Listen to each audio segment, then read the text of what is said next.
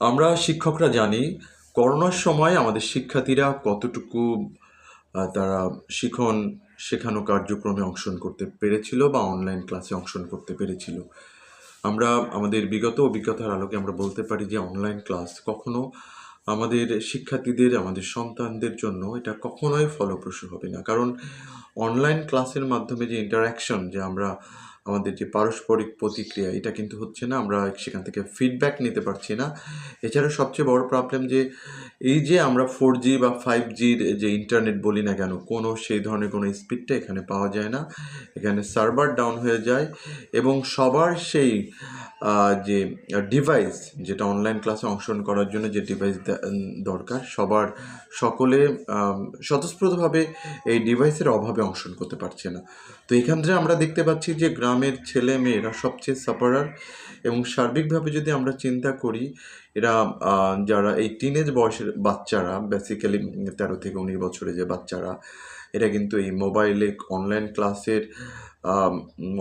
Online ক্লাসের কথা বলে তারা অন্যদিকে ডাইভার্ট হয়ে যেতে পারে, বা অলরেডি বিগত দিনে আমরা দেখেছি হয়েছে। তার ফলশ্রুতিতে আমরা দেখতে পাচ্ছি যে টিকটকের প্রতি আসক্ত, গেমসের প্রতি আসক্ত।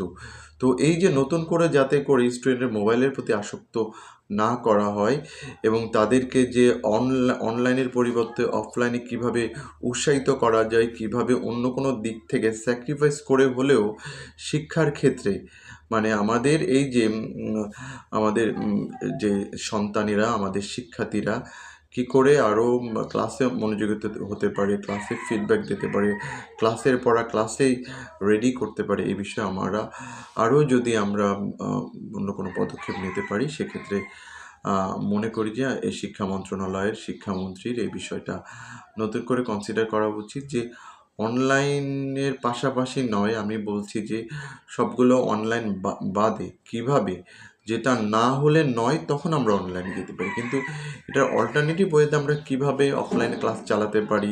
দেখা গেল আমার একটা কথা হলো যে আপনারা মর্নিং সেশনে আপনারা স্কুলগুলো যদি করা যেতে পারে, সেক্ষেত্রে আমরা যদি একটানা ক্লাসগুলো করে নিয়ে যেতে পারি, সেক্ষেত্রে কিন্তু একটা ভালো কিছু আশা করা যায়। বা যে সমস্ত এলাকায় আমরা দেখি যে নাই বা যানজটের প্রভাব নাই, সে সমস্ত এলাকায় আমি মনে করি যে অনলাইনে ক্লাস করার কোনো প্রয়োজনীয়তা নেই।